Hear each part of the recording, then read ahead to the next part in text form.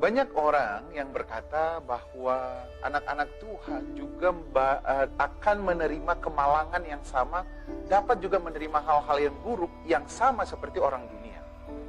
Pertanyaannya, lalu apa perbedaan anak Tuhan dengan dunia? Di saat-saat pandemi seperti ini, banyak orang yang sangat takut dan khawatir. Bahkan ada orang yang menubuatkan, anak hamba Tuhan yang menubuatkan bahwa ini adalah bulan-bulan di mana malaikat maut akan bekerja secara aktif. Saudaraku, harusnya kita melihat kepada firman Tuhan. Saudara dan saya adalah makhluk roh, bukan makhluk dunia. Kalau dunia selalu berfokus kepada apa yang dia lihat dan apa yang dia dengar. Tetapi kita makhluk roh. Yohanes 6 ayat 63 berkata, hal-hal roh itu adalah firman, itu adalah roh. Dan firman itu adalah hidup. Jadi kalau saudara mau melihat hal-hal yang rohani, lihatlah kepada firman. Mari sama-sama kita lihat apa yang dikatakan di dalam Mazmur 91. Banyak orang yang menggunakan Mazmur 91 dalam keadaan seperti sekarang sebagai mantra. Ini hal yang sangat salah. Mari lihat, Mazmur 91 ayat 1 katakan, orang yang duduk dalam lindungan yang Maha Tinggi. Apa yang dimaksudkan dengan duduk dalam bahasa Ibrani sebenarnya yasab. Yasab itu artinya memisahkan diri dari dunia ini. Dari apa yang dia lihat, dari apa yang dia dengar. Untuk apa yang saudara? Untuk belajar kepada kebenaran firman Tuhan. Yang duduk dalam lindungan yang Maha Tinggi.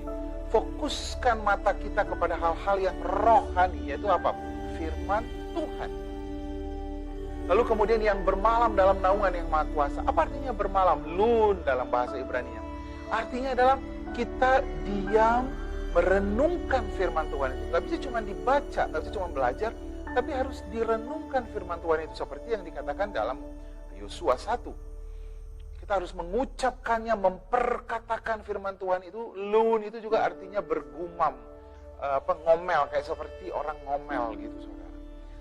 Oh iya ya, firman Tuhan itu bilang begini ya. Lalu apa dikatakannya?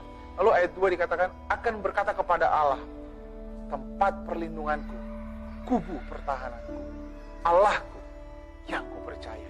Jadi dia akan confirm kepada dirinya, aku lebih percaya apa kata Tuhan. Aku lebih percaya apa kata firman Tuhan daripada apa yang aku lihat, daripada apa yang aku dengar. Akan ada resesi ekonomi, akan susah pekerjaan saya, bisnis saya akan susah. Hei, apa kata firman Tuhan? Firman Tuhan katakan kamu akan tetap naik dan bukan turun. Apa kata firman Tuhan? Kamu sehat oleh bilur-bilur Yesus. Apa kata firman Tuhan? Benar kan? Kemudian dikatakan firman Tuhan ayat berikutnya, ayat 3. Kita akan dilepaskan dari jerat perangkap burung. Perhatikan, burung terjerat karena terpikat oleh umpan yang ditaruh di dalam perangkap. Sepakat nggak? Banyak anak-anak Tuhan mungkin dia terjerat karena kesalahannya. Mungkin dia terjerat karena hawa nafsunya, kata kitab Yakobus.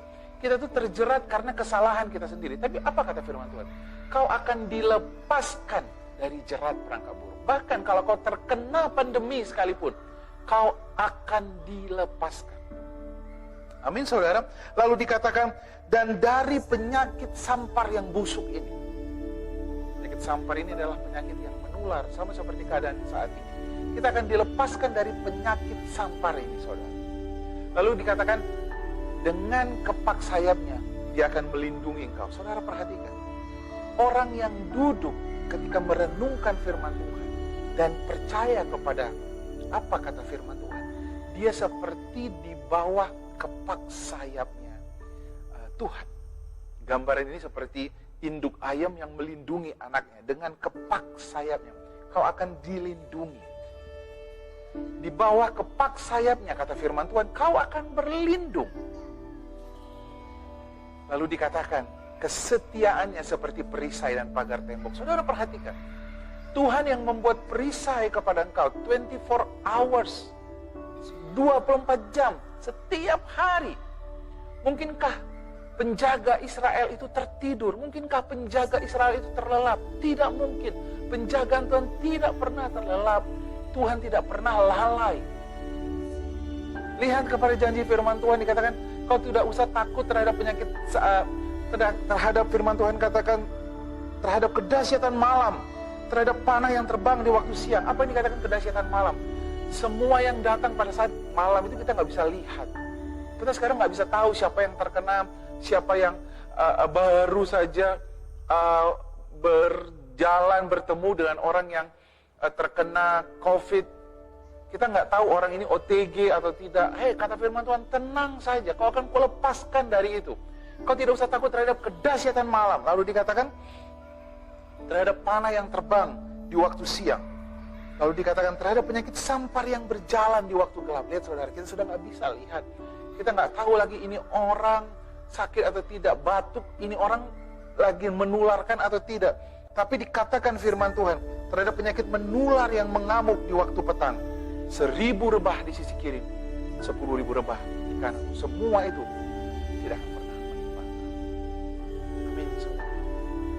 Pegang janji firman Tuhan. Kalau saudara bingung, kalau saudara ragu, khawatir, kembali kepada firman Tuhan. Kalau kau datang kepada Tuhan, di sana kau akan menemukan keselamatan. Ketika kau merenungkan kembali firman Tuhan. Kalau kau takut, duduk lagi, belajar lagi, renungkan firman Tuhan. Kau seperti anak ayam yang di bawah kepak sayapnya. Kau akan dilindungi. Kau akan melihat, kita akan melalui semua pandemi ini sebagai orang-orang yang menang.